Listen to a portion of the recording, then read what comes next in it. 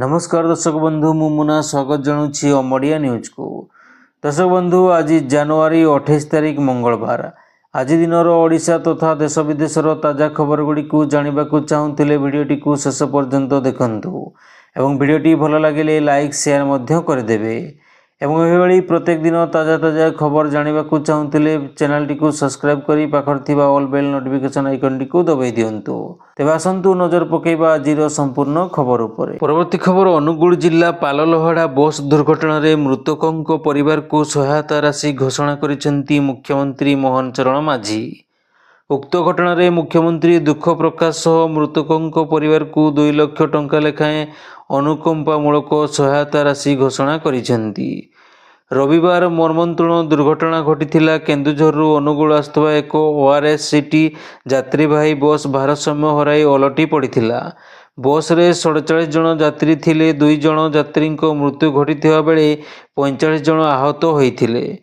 वर्तमान सुधा 17 जन को गुरुतर अवस्था उद्धार कर आंबुलांस जोगे जिला मुख्य चिकित्सालय भर्ती करा जायछि एवं सेठारे समाने चिकित्सित होउछंती। परवर्ती खबर केंद्र सरकार खूब शीघ्र देश में एक देश एक समय लागू करने को जाउछंती। भारतीय स्टैंडर्ड टाइम को बाध्यतामूलक करने पर सरकार नियम प्रस्तुत करिसेंती। फेब्रुआरी 14 पर्यंत ग्राहक व्यापार मंत्रालय जनसाधारण ठारू मतामत मागिछि। सरकार पक्षर जारी करा सूचना मुताबक समय संरक्षण को मानक करने समस्त सरकारी और वाणिज्य प्लाटफर्म रे इंडियन स्टैंडर्ड टाइम IST रो स्वतंत्र व्यवहार को बाध्यतामूलक करने लगी व्यापक नियम प्रस्तुत करा जायछि।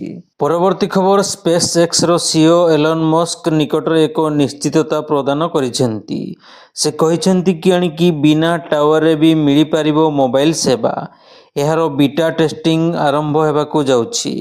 एक्स प्लाटफर्म रे होइथिबा एक पोस्टिंग अनुसार Starlink direct to cell satellite service beta testing आरंभ होई पारे। डायरेक्ट टू सेल सैटेलाइट अर्थात मोबाइल सीधा सैटेलाइट द्वारा चालित नेटवर्क सह जोड़ी हेबो। या परे बिना टावर रे भी ग्राहक फोन सेवार लाभ उठाई पारिबे। एही नेटवर्क रे माटी खड़ी और मोबाइल नेटवर्क पतिवाकू पड़िबनी। यह द्वारा पारंपरिक मोबाइल टावर उपरे आउ विशेष बोझ पड़िबो नाही। परवर्ती खबर ओडिशा रे पुराना सहरर हेबो नवकळेबर तैयार हेबो नुआ सहर टाउन प्लानिंग स्कीम रे हेबो परिवर्तन। ओडिशा रे 17% टाउनशिप थिबा बेले यह 30% को संप्रसारित करा जिवो।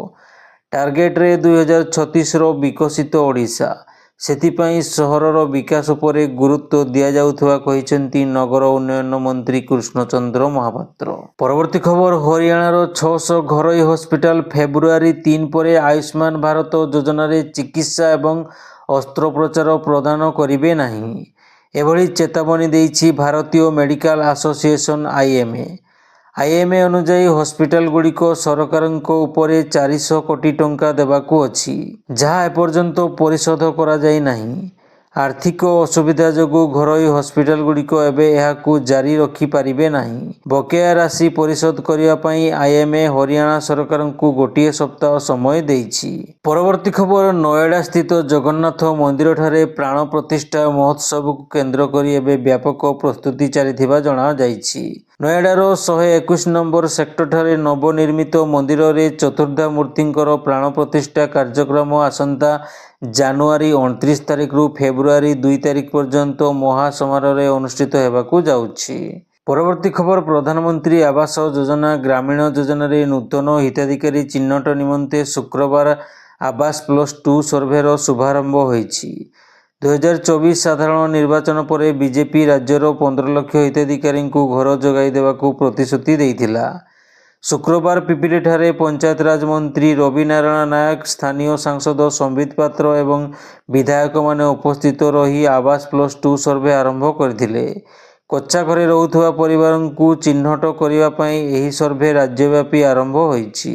परवर्ती खबर कटनी छटनी नहीं गुमर खोलिले खाद्य जोगाण मंत्री कहिसेंती मंत्री को बाट अगलुछंती ऑफिसर मनमानी चली। ऑफिसर कहउछंती चाषी मिलर भितरे मुंड पुरांतुनी सरकार नीति हेउछि जीरो कटनी छटनी। अनेक जिले में कटनी छटनी होइनी, किछि जिले में मिलर मनमानी करुछंती। ଜିଦି ଧରୁଛନ୍ତି 6ରୁ 7 କିଲୋ କାଟିବା ପାଇଁ। ମିଲର କହୁଛନ୍ତି ଚାଷୀ ଏତେ ଟଙ୍କା ପାଉଛନ୍ତି, ଆମେ କ'ଣ ପାଇବୁ?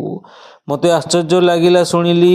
ମୋତେ ଜଣେ IAS ଅଫିସର କହିଲେ, କୃଷକ ମିଲରଙ୍କ ମଧ୍ୟରେ ଛାଡ଼ି ଦିଅନ୍ତୁ, ଆପଣ ମୁଣ୍ଡ ପୁରାନ୍ତୁନି, ସେମାନେ ଆପେ ଆପେ ନେଇଯିବେ। ମୁଁ ଅଫିସରଙ୍କୁ କହିଲି, ତେବେ ଆମ ପଲିସିର ଲାଭ କ'ଣ? ଆଶ୍ଚର୍ଯ୍ୟ, ଏଭଳିଆ ମାନସିକତା ରହିଛି। ସମସ୍ତଙ୍କୁ ପରିବର୍ତ୍ତନ କରିବାକୁ ସମୟ ଲାଗୁଛି। ଯେତେ ବଡ଼ ଅଫିସର ହେଉ, କଟନୀ ଛଟନୀରେ ସହଯୋଗ କଲେ ତାଙ୍କ ଉପରେ କାର୍ଯ୍ୟାନୁଷ୍ଠାନ ହେବ। ଯେଉଁ ମିଲରମାନେ ଏମିତି କରିବେ ତାଙ୍କ ମିଲକୁ ବ୍ଲାକ୍ ଲିଷ୍ଟେଡ୍ କରାହେବ। ପରବର୍ତ୍ତୀ ଖବର, ବିଜେପି ରାଷ୍ଟ୍ରୀୟ ଉପସଭାପତି ତଥା କେନ୍ଦ୍ରାପଡ଼ା ସାଂସଦ ଶ୍ରୀଯୁକ୍ତ ବୈଜୟନ୍ତ ପଣ୍ଡା କେନ୍ଦ୍ରାପଡ଼ା ଲୋକସଭା କ୍ଷେତ୍ରରେ ପ୍ରଥମ ପର୍ଯ୍ୟାୟରେ ଅନ୍ୟାନ୍ୟ 3ଟି ଶୀତଳ ଭଣ୍ଡାର ନିର୍ମାଣ ପାଇଁ ପ୍ରସ୍ତାବ ଦେଇଛନ୍ତି। ଶ୍ରୀଯୁକ୍ତ ପଣ୍ଡା ଏନେଇ ରାଜ୍ୟର ଉପମୁଖ୍ୟମନ୍ତ୍ରୀ ତଥା କୃଷି ମନ୍ତ୍ରୀ ଶ୍ରୀଯୁକ୍ତ କନକ ବର୍ଦ୍ଧନ ସିଂହଦେଓଙ୍କୁ ଏକ ପତ୍ର ଲେଖି ପ୍ରସ୍ତାବ ଦେଇଛନ୍ତି। ପରବର୍ତ୍ତୀ ଖବର, ପୂର୍ବତନ ପୁଲିସ DG ପ୍ରକାଶ ମିଶ୍ରଙ୍କୁ ମୁଖ୍ୟମନ୍ତ୍ରୀଙ୍କ ଉପଦେଷ୍ଟା ଭାବେ ନିଯୁକ୍ତି ଦିଆଯାଇଛି। ଜଣେ ଦକ୍ଷ ପୁଲିସ ଅଫିସର ଭାବେ ତାଙ୍କର ଦେଶରେ ବି ନାମ ରହିଛି। ନିକଟରେ ତାଙ୍କର ପ୍ରକାଶିତ ପୁସ୍ତକ କମେଡି ଇନ୍ ଖାକି ସାରା ଦେଶରେ ଚର୍ଚ୍ଚା ସୃଷ୍ଟି କରିଛି। ସେ ଅନେକ ଗୁମର ଖୋଲିଛନ୍ତି। ନବୀନ ଓ ପାଣ୍ଡିଆନଙ୍କ ବିଷୟରେ ଲେଖିଥିବା ଗୋପନ କଥାକୁ ନେଇ ଏବେ ଓଡ଼ିଶାରେ ବି ବେଶ୍ ଚର୍ଚ୍ଚା ହେଉଛି। 2019ରେ ସେ କଟକରୁ ବିଜେପି ଟିକେଟରେ ଲୋକସଭା ନିର୍ବାଚନ ଲଢ଼ିଥିଲେ। ପରବର୍ତ୍ତୀ ଖବର, ଭୁବନେଶ୍ୱର VIP କଲୋନୀସ୍ଥିତ କଂଗ୍ରେସ ନେତା ତଥା ପୂର୍ବତନ PCC ସଭାପତିଙ୍କ ଘରୁ ଲୁଟ୍ ଘଟଣାକୁ ନେଇ ପ୍ରତିକ୍ରିୟା ରଖିଛନ୍ତି ନିରଞ୍ଜନ ପଟ୍ଟନାୟକ। ରାଜଧାନୀରେ ସୁରକ୍ଷା ବ୍ୟବସ୍ଥାକୁ ନେଇ ପ୍ରଶ୍ନ ଉଠାଇଥିବା ସହ ରାଜ୍ୟ ସରକାରଙ୍କୁ ସମାଲୋଚନା କରିଛନ୍ତି। ସୋସିଆଲ ମିଡ଼ିଆରେ ଏକ ପୋଷ୍ଟ ସେୟାର କରି ଚିନ୍ତା ପ୍ରକଟ କରିଛନ୍ତି। ନିରଞ୍ଜନ କହିଛନ୍ତି, ମୋର ଭୁବନେଶ୍ୱରସ୍ଥିତ ବାସଭବନରୁ ଚୋରି ହୋଇଛି। ଏହି ଘଟଣାକୁ ନେଇ କେବଳ ମୋର ପରିବାର ପାଇଁ ନୁହେଁ, ବରଂ ସମସ୍ତ ଭୁବନେଶ୍ୱରବାସୀଙ୍କ ସୁରକ୍ଷାକୁ ନେଇ ମୁଁ ଚିନ୍ତିତ। ସରକାରଙ୍କ ଅବହେଳା କାରଣରୁ ଆମ ଘର, ଆମ ସାହି ଏବଂ ଆମ ସମ୍ପଦ ବିପଦରେ ପଡ଼ିଛି। ଓଡ଼ିଶା ପୁଲିସ ଜନତାଙ୍କ ସୁରକ୍ଷା ନିଶ୍ଚିତ କରନ୍ତୁ। ପରବର୍ତ୍ତୀ ଖବର, କଲିକତାରେ ମହିଳା ଡାକ୍ତରଙ୍କୁ ଦୁଷ୍କର୍ମ ଓ ହତ୍ୟା କେସ୍ରେ ନୂଆ ଟୁଇଷ୍ଟ। ସୋମବାର କଲିକତା ହାଇକୋର୍ଟରେ ଶୁଣାଣି ବେଳେ ପୀଡ଼ିତ ପକ୍ଷର ଓକିଲ କୋର୍ଟକୁ କହିଛନ୍ତି କି ସେ ଦୋଷୀ ସଞ୍ଜୟ ରାୟର ଫାଶୀ ଚାହୁଁନାହାନ୍ତି।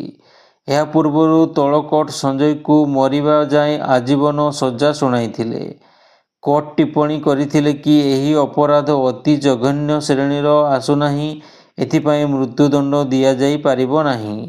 ଏହି ରାୟ ବିରୋଧରେ CBI ଓ ପଶ୍ଚିମବଙ୍ଗ ସରକାର ହାଇକୋର୍ଟରେ ଅପିଲ ଦାୟର କରି ଦୋଷୀର ଫାଶୀ ଦାବି କରିଛନ୍ତି। ପରବର୍ତ୍ତୀ ଖବର, ମୁଖ୍ୟ ଶାସନ ସଚିବଙ୍କ ଦାୟିତ୍ୱ ବଢ଼ାଇଲେ ସରକାର। ଶ୍ରୀମନ୍ଦିର ପରିଚାଳନା କମିଟିର କାର୍ଯ୍ୟକାରୀ ଅଧ୍ୟକ୍ଷ ଭାବେ ମୁଖ୍ୟ ଶାସନ ସଚିବ ମନୋଜ ଆହୁଜା ଅତିରିକ୍ତ ଦାୟିତ୍ୱ ତୁଲାଇବେ। ମୁଖ୍ୟ ଶାସନ ସଚିବ ମନୋଜ କୁମାର ଆହୁଜାଙ୍କ କାର୍ଯ୍ୟକାଳ 1 ବର୍ଷ ପାଇଁ ବୃଦ୍ଧି କରାଯାଇଛି। ବିଜେପି ସରକାରକୁ ଆସିବା ପରେ ଜୁନ 30 ତାରିଖରେ ରାଜ୍ୟର ମୁଖ୍ୟ ଶାସନ ସଚିବ ଭାବେ ମନୋଜ ଆହୁଜା ଦାୟିତ୍ୱ ଗ୍ରହଣ କରିଥିଲେ। ପରବର୍ତ୍ତୀ ଖବର, ଦିଲ୍ଲୀ ନିର୍ବାଚନ ପୂର୍ବରୁ ଆମ ଆଦମୀ ପାର୍ଟିର ପ୍ରତିଶ୍ରୁତି ବର୍ଷା।